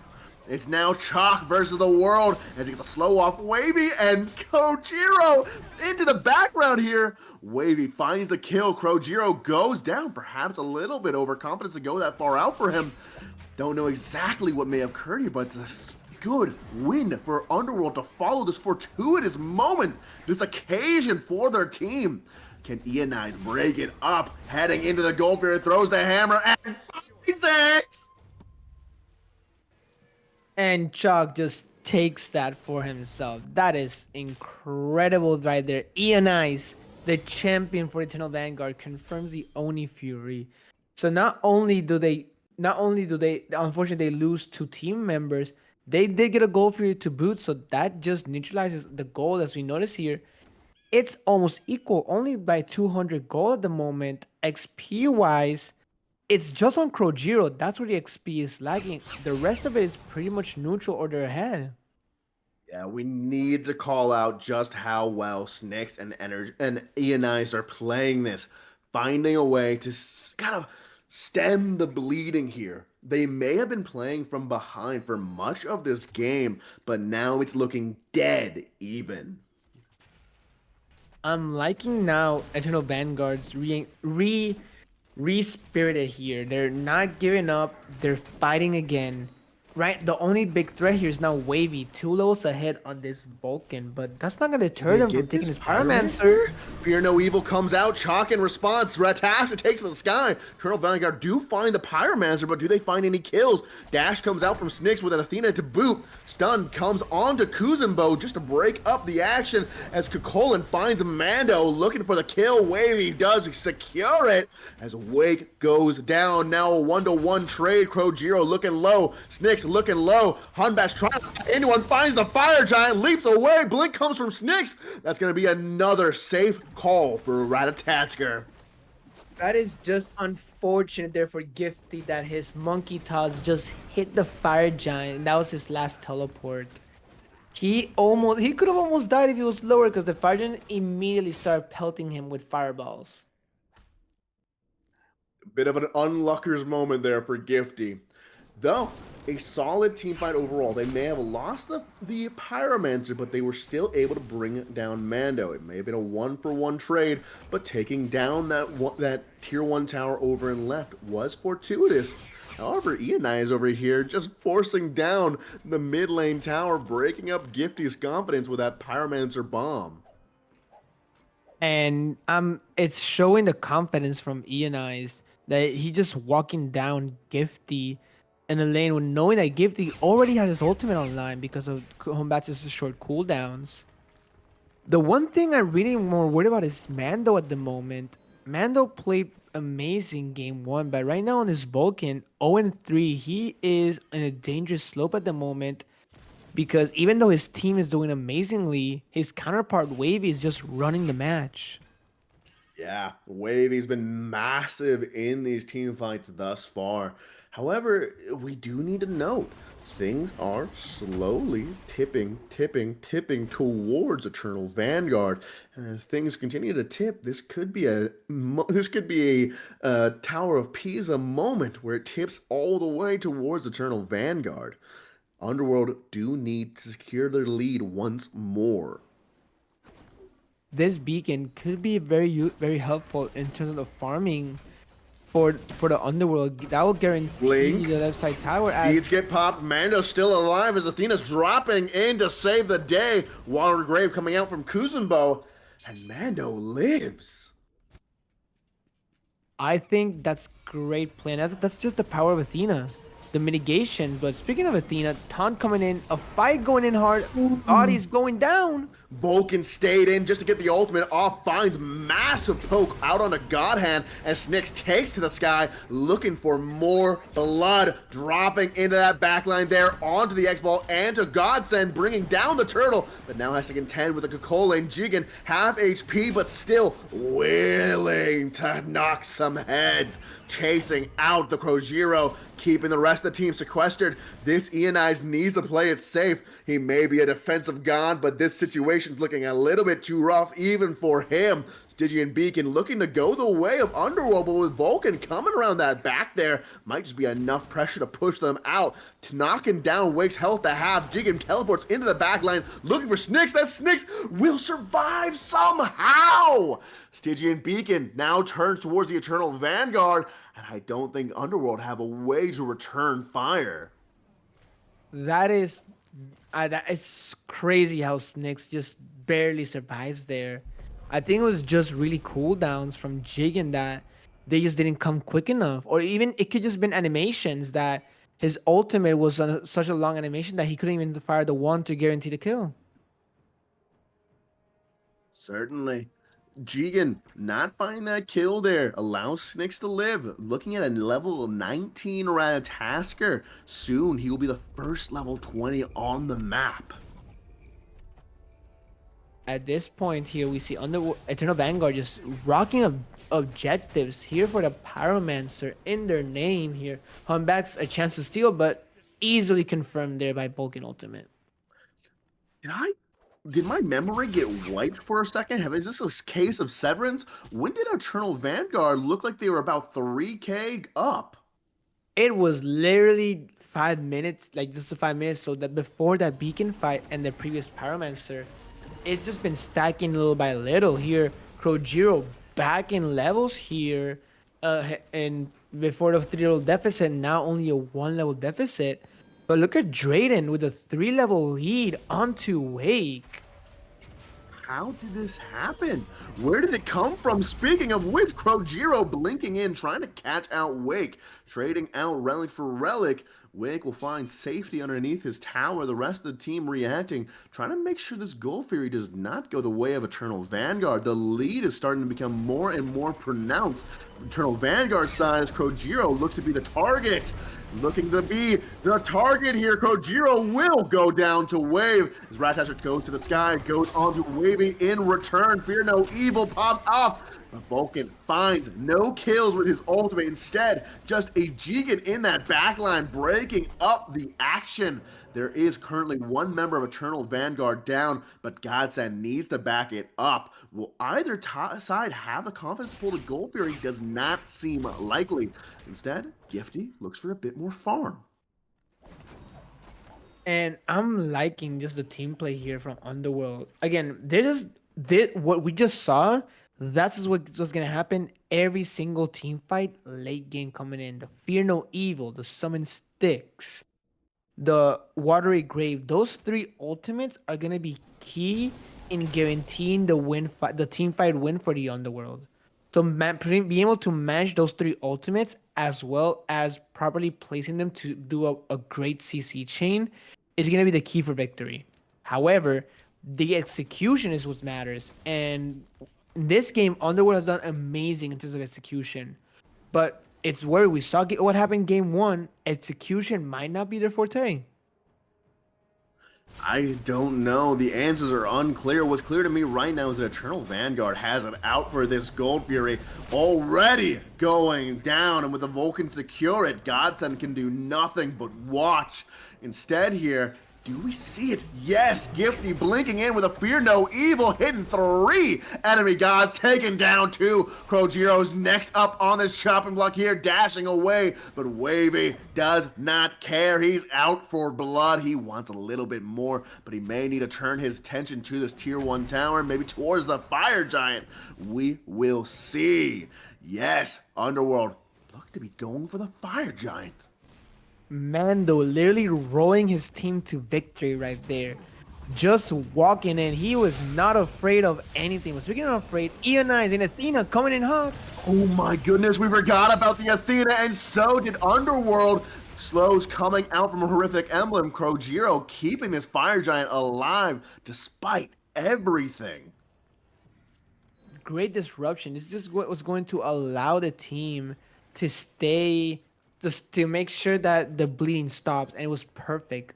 Underworld had a chance for this objective, but I'll be honest, I think just the lack of levels on Wake, that's the issue right now, that they can't meld this objective as efficiently as they want to. I think you're absolutely correct here. Wake Level 18, 2 levels down on this Hachiman who looked so good all game. Now as we kind of transcend into this endgame moment here, looking for these massive objectives, Wake is not providing the same value for his team, but with a fear no evil, seems like Gifty's found his route here. On the Mano going down, Krojiro looking low, Ratatasker dropping in just to say goodbye. Half HP in a second. Unfortunately, since Snicks cannot get the kill on Godsend there without risking his Watch life. out for Gifty here as he looks for Snicks. Snicks does have dash in hand. Gifty can't find the kill, but now Gifty might be in a position here. No, does not seem like Drayden can find the kill on him. Instead, Underworld secures the Pyromancer. And not only securing the Pyromancer, securing the lead here in gold back to their name. This is again, it's just back straight even. But speaking of even, another team fight going in, huh? Gifty's so low. Drayden finds just one arrow to put the monkey down. This team fight couldn't have gone any worse here because Underworld were not prepared. Eternal Vanguard found the sneak attack. Now Snicks is looking at the X-Ball dead in the eye. Will he engage? Will he pull back? Who can say? Stygian Beacon will go the way of the Eternal Vanguard. It's just been non-stop fighting. Like, we haven't had a chance to just calm ourselves and take a breath. It's just been constant fighting here from the Underworld and the Vanguard, and I'm loving it. It's so even now. It's high stakes at the moment, and we're seeing right now, in a sense, the weakest links of each team here. Wake needs to get level 20 to be able to get those items online and start doing more damage. And then Mando needs that power farm as well. He needs that alternate timeline online because he's getting collapsed on every single fight because they know that with the Fear No Evil and Summon Sticks, it's just a guaranteed kill. If you would have told me game number 1 that Mando would be playing a Vulcan and going 0-5 at 25 minutes in, I would have said you were a liar. I would have said that to your face. Yet here we are, 25 minutes in, the game's looking 14-10. Ratataster's taking this guy, looking for a wake here. Dash goes out. Bees just in time to break up the stun. Wake will survive as the River Styx pushes out onto Athena. She pops her bees just to survive as well. Massive trades going out for ultimates as Gifty now looks to try to come in on Krojiro, looking for that tank. Just knocking down health bars. Hachiman here in the center just looking for a tower. But I don't think looking for a tower over here on the right side. There's still a fight going on. Yes, Fear No Evil goes out, but Eternal Vanguard want to play this safe. They know their Hachiman's not in position to help, and that's their current big power. Wake boxing one-on-one as Wavy comes around the corner. No ultimate in hand. This is going to be a hard one to secure here, but just look at the damage. One blast from his abilities is able to set the Hachiman running. Does Hachiman get out of this? Bees get popped. Wavy survives and knocks Drayden down. Jigen now looking to contest against this Chalk here as the Fire Giant is pulled by the X-Ball. Eternal Vanguard need to find a way back in. If you would have told me I would say that in game number 1, I would say you're a liar. But yet, Ianai's popping the Chalk ultimate here. Use that Prigwin for a massive HP pull as Vulcan ults knocking down health bars. Ratatasker in that backline looking for Wake, but gets knocked out by the Kuzumbo Wavy combination. The aggression continues onto Mando's name here. Jigen, hungry, but now so low. That Mando will go down to the Bluestone Ticks, and Jigen will survive. No Fire Giant for either side here, but more members of Underworld survived, losing 1, trading out for 3. That is incredible there. Wavy 10-0, 22k damage on the board at the moment. It's just wild the contribution that this Chiron is showing. Sorry, this Chiron has been showing this game. Last game, Mando was patting his god pretty awesomely, but now Wavy's showing I'm the one with the wave. It's in my name. This is my god, and I'll show you how you really use it. And he is showing everyone going 10-0-1, worthy of the first pick value. You know, Wavy now showing off a KDA stronger than Snick's game 1. Perhaps the Charon ban is what Eternal Vanguard needed here. Underworld looking oh so good, taking the Pyromancer down, now just waiting for this Fire Giant here. They don't have the confidence to pull for it yet. I don't know. It could be a right call to pull it, might be the right call just to engage. What are you thinking, Brokey? I'm thinking here, and the best thing is to engage. Mando is off the map completely. Take the fight as it's going for it. They're going in hard, boys. Sticks here, looking to knock some health bars down, finds the Drayden. Athena teleports into Kuzenbo's hands. Snicks does find the Gifty somewhere far off there, but Wavy will return the aggression. Ionize looking low. Krojiro looking low. The tanks of Eternal Vanguard cannot catch a break. 4 members of Underworld still survive as the Fire Giants pulled. What do you think here, Brokey? Should they have waited that 1 minute to get the empowered Fire Giant here? It's just 40 seconds. They can still do it. The only issue is Mando. His ultimate is online, and this does too much damage. This is the most dangerous thing. They have full vision on it. He's uncontested. He's shooting his shot. Is he gonna make it? It feels like an Eternal Vanguard steals it. They could not find the Mando in time despite going 0-6-1. Mando makes his presence known. From downtown, he just says, I'm taking this for the team, and he does it here. Enough gold, alternate timeline now online for him. This is the opportunity that Eternal Vanguard needed. This is unfortunately not EFG though. It was just a few seconds behind. However, it's still Fire Giant on 2 members, especially on your frontline tank on Athena and Mando. This could be the boost that he needs to get back into the game. Yeah, level 20s across the board, except for supports. This is now Smite. These team fights will start to chunk, and chunk they will. Jigen needs to find his way home. Ratatasker says no. Can the rat get out though? Watery Graves chunking his HP down. The Hunbats will confirm it as Chalk crashing down will not find a significant silence. However, trading 1 for 2. Eternal Vanguard looking now oh so good with a Fire Giant ring around their hips. I want to highlight there that Jigen was tanking Primal, but it wasn't doing too much damage. The moment Mando showed up and hit it with the meatball and the backdraft combo, that did so much of his life that Jigen just forced to run away, but Snicks just caught him. This is the opportunity that the Vanguard needed. 1 mistake to run the game down now. Here, again, Underworld has a great base defense with Fear No Evil and Summon Sticks, and as well as the Darkest Knights here. So it's easily defendable, but it's pretty dangerous with no ultimates. No Darkest Knight, no Fear No Evil. Wavy going down. Fire Giant still well in the hands of Eternal Vanguard here. They have to play this safe. Bird, half HP as Kuzenbo comes on in with the Watery Grave. Jigen finds a kill onto Ionize. Mando, with the alternate timelines, will not find the safety he did last time. Krojiro trying to back it up, not trying to go for the 3rd death here on the side of Eternal Vanguards, but that will be a 2-1 trade for a Bird. As, oh my goodness, Gifty, be careful. Remember, Drayden has those extended autos.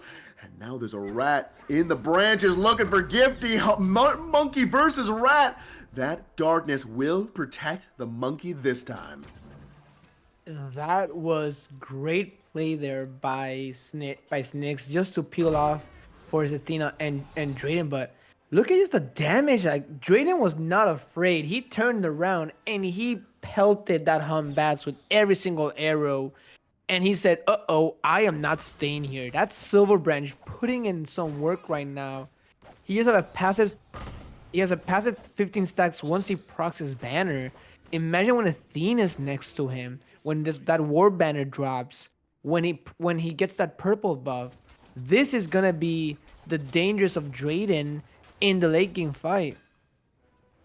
Yeah, Mando may have not shown up in terms of kills, but Drayden certainly has. Both of these gods, Vulcan and Hachiman, are late game powerhouses. And with that Fire Giant in hands as well, at least for a few more seconds here, Underworld best not be taking any fights they know they can win, or they don't know for sure they can win. We have just a little bit longer here before the action begins to erupt once again. Who are you favoring? Now, here at the 33, almost 34-minute mark, Brokey. Everyone's full build at the moment. I gotta say the Vanguard. It's because they're showing the aggressiveness, and we'll see it right now in this team fight. Sorry, looks like we spoke too soon. Jigen absolutely deleted here. Now Godsend looking next on this chopping block, but will find a amazing set of CC out onto the enemy team's warrior. Snicks finding the kill, Wake going down to Mando, Thena staying alive, 3 up in the side of Eternal Vanguard, 2 alive, the side of Underworld. An amazing combo play on the side of the Vanguard. Godsend's playing amazing with this Kuzenbo pick. The way he just pushes the gods into tower, into then allowing Wake to just pelt them with autos is just incredible. What I'm just more worried is Jigen right now. I feel that this build is not good enough. He is just getting instantly melted by Drayden the moment he sneezes at him. You notice that Jigen, he just ulted and he just died. That was like the interaction that I noticed, that Jigen cannot step up to his team fights. What do you think it particularly is? Not enough defenses? He seems to have built defenses across the board, but perhaps has gone for a little bit too much of an offensive mixer? I feel that as I'll maybe some more dedicated physical items, even though he does have the voice shield, mystical Golem, and contagion. Speaking Fear of no evil, dedication here, Snicks looking low, but that damage looking hot on the side of Eternal Vanguard. Wavy down, finds a secure onto Snicks. That will be a major player the side of Eternal Vanguard down. They do drop the Fire Giant here, but with Gifty so low, they gotta play this safe. No real perch to the side of Mando, but Drayden taking down the Godsend, trading it out for a 1v1. 35 minutes into this game, Eternal Vanguard are looking for this Fire Giant, pulling it once more. Wake on the sidelines here, ready to head in, has the Darkest Night, and popping it here. He tries to find just more value. The Fire Giant will go the way of Eternal Vanguard. Now the Underworld need to play this extra safe. They want to wrap up some kills. Krojiro will fall. Look at the damage as Wake comes on in with a burning passion. This Chalk doesn't look so safe here. Ianai's going down as well. Hachiman, last member of Eternal Vanguard alive. Thank goodness these tier 2 towers are standing between him and the Underworld winning this game. this is pretty dangerous here. Hachiman has enough power to pelt these people down, but the big thing is that this could be a possible end call if they play it properly. They're need to play this positioning safe. themselves for that. This could be the end call. Drayden still up and around, able to poke out these tanks. As Rattasser takes the sky, Snicks is looking to break up whatever CC comes his way. Gifty deleted, Snicks in replacement. The Titan's at half HP. It's Jigen and Wake versus Drayden and the Titan. Jaden finds the kill with Wake onto him. But now with the last 2 alive, with Krojira coming up, Mando coming up, they need to get out of here.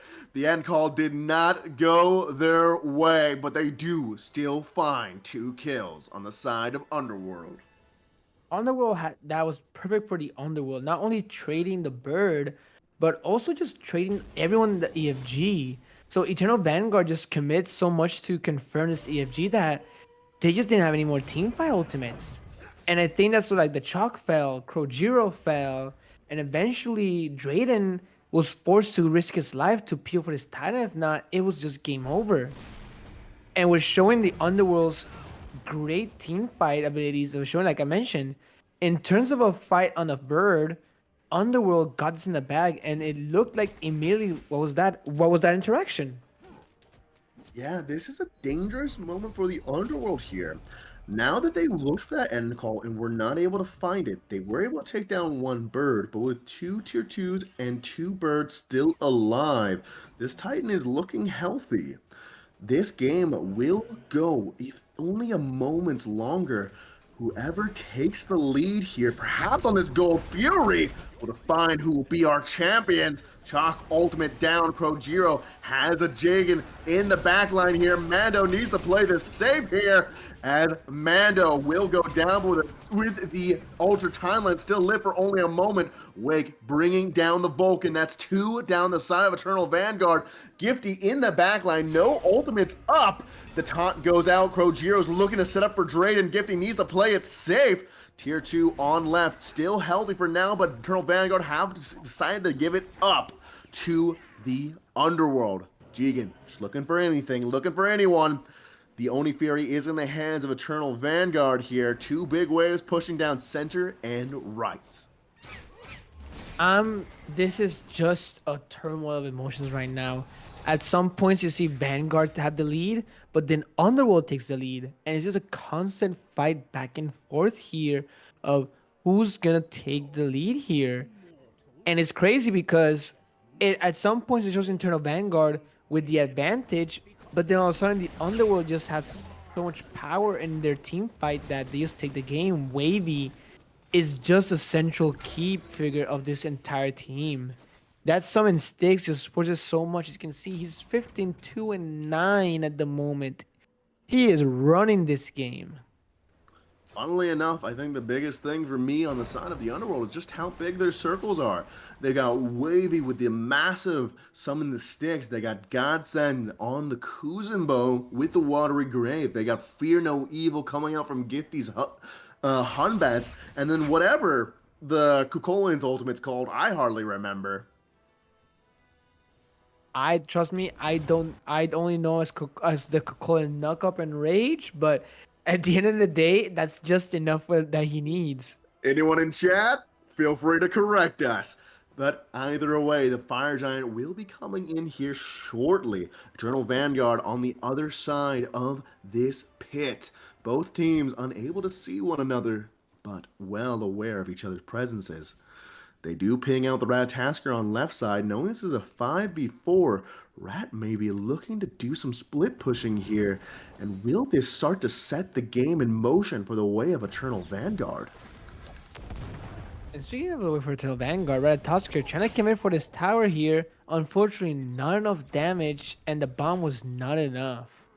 Hunbats had to split away from his team. Eternal Vanguard know this, recognizing the situation here. Fear No Evil is not in the hands of the Underworld, at least for a moment here. No, without the confidence, they do not want to engage quite yet. Both teams know well enough that this could be the final team fight. Right now, positioning themselves in the jungle here. They're just waiting for one person to do just a little mistake to guaranteed right here. Eternal Speaking Vanguard of a looking possible towards mistake, 50. at the moment they're just staring at each other. Birds are getting pretty healthy on both sides of the map here. Right now, at this point of the game, is just patience. Is what's the call? Are you baiting the fire? Are you confirming the fire? The advantage of Vanguard is that Vulcan ultimate. As the fire giant is already half That's on HP. here. Fire Giant's at half HP. The Watery Grave comes on out, but Godsend's already at half HP, and so are those hit by the River Styx. Jigen finding the first blood onto Mando as Hunbats is looking to take down Drayden. That's going to be 2 down the side of Eternal Vanguard. Krojiro looking low as well as Jigen's trying to push up for the kill. Blink comes out from Kojiro. The rest of Underworld now begin the Fire Giant. I just feel bad for Mando because he is just the target of every single fight.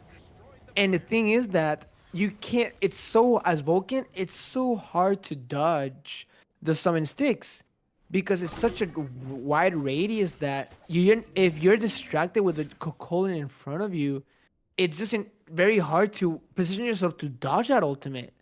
And with this full power of Kairon, he is just chunking you from 700 to 1,000 damage in just one ability.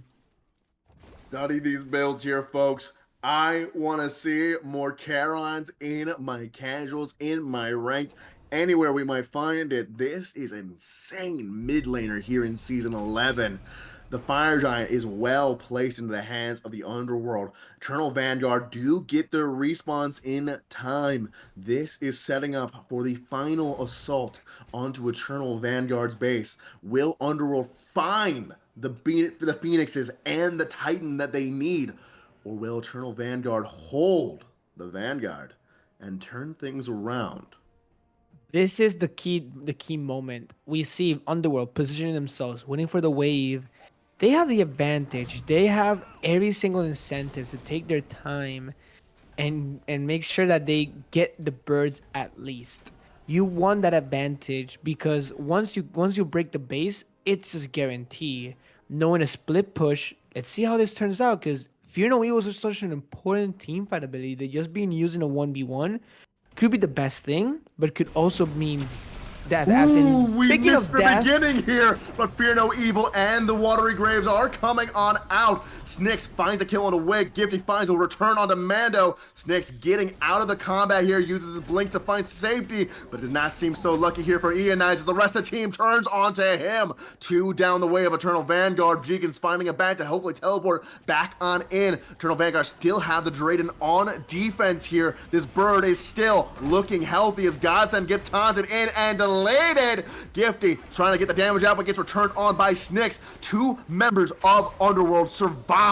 But now Eternal Vanguard have the ability to turn this game around. Jigen destroyed. Hachiman should be banned for all of eternity. Wavy rolling that boat away. Can he find safety away from this combination of sticks, of this combination of Krojiro and of Drain, and the taunt goes out. Wavy, you gotta make it out of there, man. The sticks comes out, brings down the Snicks.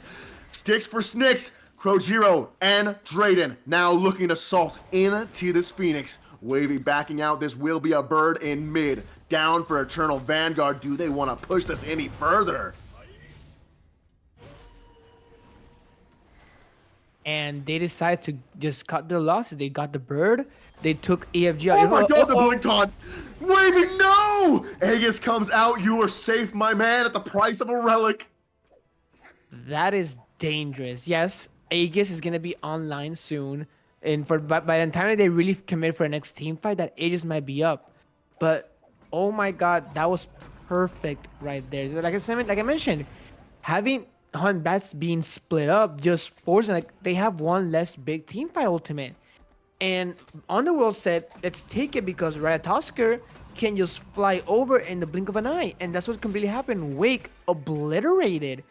Aegis Aegis was still down from that fight. So he just immediately got melted by the combination of Mando and Snicks. Yeah, this Ratatasker is a nothing to sneeze out. A major component of each of these team fights. Mando, Snicks, and Drayden. Each of them bringing so much damage into these team fights.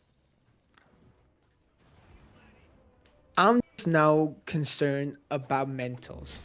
It's 46 minutes and almost 50 minutes. Who is taking this game? Who is in their head like, okay, I am fine. We got this. Not avoiding the jitters. If I'm Underworld, I would be very excited, but at the same time anxious. This is the one and only chance that you guys got. One mistake, and that's home for the weekend. That means you still have next week. But for now, they have to take their time, be calm and collected. Versus Eternal Vanguard, they don't want to play another game. So as much as they're up a game, they're probably as anxious to just end this. They don't want to play another one after a 47 minutes, possibly a 50 minutes slugger. Absolutely. The danger is real here. Eternal Vanguard seemed to be the first one to find some action. Ratatasker takes the sky looking for a Gifty, finds a kill. Can Underworld continue to survive this? Eternal Vanguard's pressure looking high. Jigen going in, popping the rage, looking to continue this. Godsend, both of the tanks looking healthy enough. Drayden backing up. Godsend, I said you were healthy, now no longer. Ionize backs up. Both teams trying to play this safe, trying to play this to where they can get this Fire Giant and push for a win. 5 members of Eternal Vanguard are still alive. Underworld looking to be down just one. The biggest issue here is that they have nothing to steal this objective. Summon Sticks is not gonna be ready for at least 30 seconds.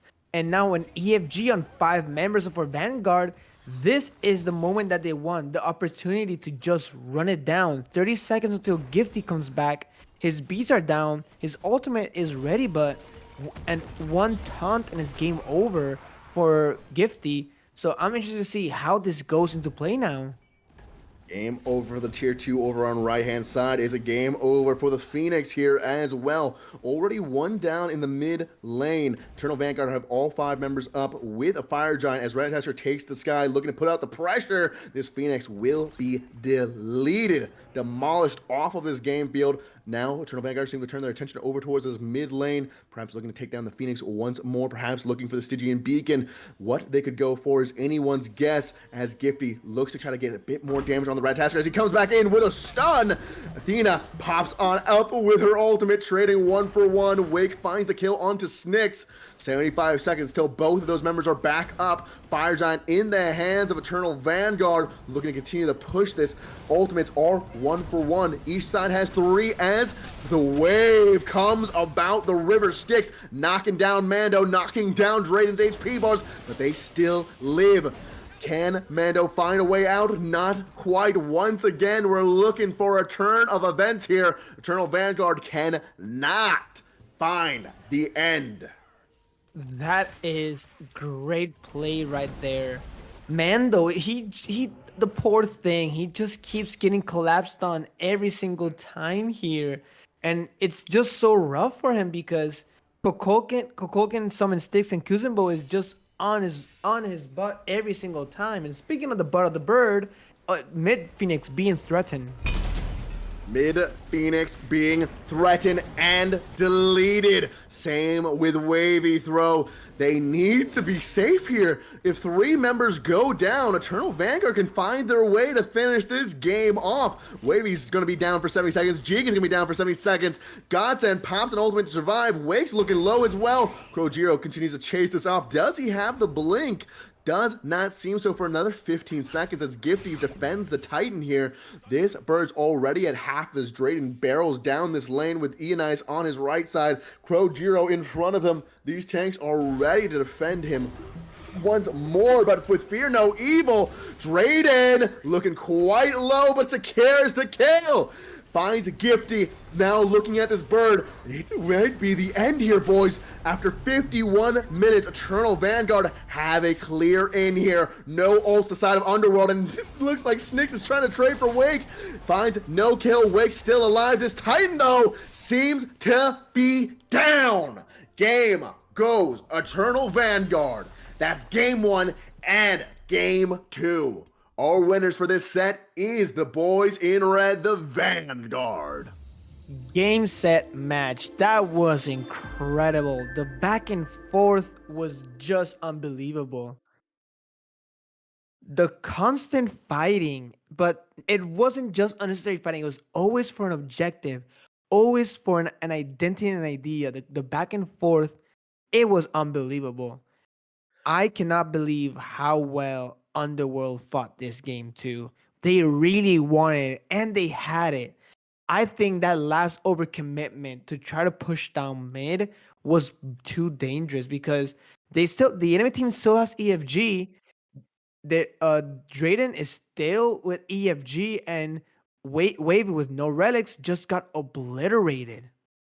This was a different Underworld coming out here for game 2, yet still the match was so even for so long. They had that brilliant early game in the mid game, but as that end game started to creep on up, level disadvantages started to peek their head, and it allowed for Eternal Vanguard to step their foot into that door. Now, as we can see it, because of that, this game just went so even. Incredible play from both of these teams to keep the morale after such a staunch defeat in game number 1. I can't wait to see Underworld next week. And I'm doubly so for excited Eternal to see. Vanguard. I'm excited to cast Underworld again in the future. They are a resilient team. They are gonna be constantly fighting, constantly showing their presence along this season. It was a hard fought match. Game one May was their warm up. It could have been a long week. Coming back from President's Week, they could have just been rusty. But now that game two showed the real potential of this one. Gifty showing that he's a real jungler in this division and to be reckoned with. Wavy, oh my god, he cannot have a characters with Wave because he is gonna be rolling all down the enemy lane. It was incredible. 17, 3, and 13. That does not show how powerful he was in this map. I mean, there's a serious wave about coming out from Wavy. Coming out from Gifty, I really got to give it to him. He was a surprise here, playing oh so well throughout the entirety of the match. There was not a single moment where you would say, oh, it's a Hunbats, whatever. He proved that even before Fear No Evil was online, he was a beast out there on the battlefield for the gods. Speaking Folks, of gods, Godsend, incredible positioning, incredible peel for his team. He was a key figure for allowing this team to be able to push by, especially after the unfortunate game one that they just all had in general. I'm excited for the future and see how these two teams continue in the QSL season. huge shout out to all of our players out here in the QSL, and a massive shout out to our boy on production, Vile. I'm really Reed. We were joined here today by Brokey Zoid, the Big Chair 2. Folks, we're going to see you on out of here and have a wonderful evening.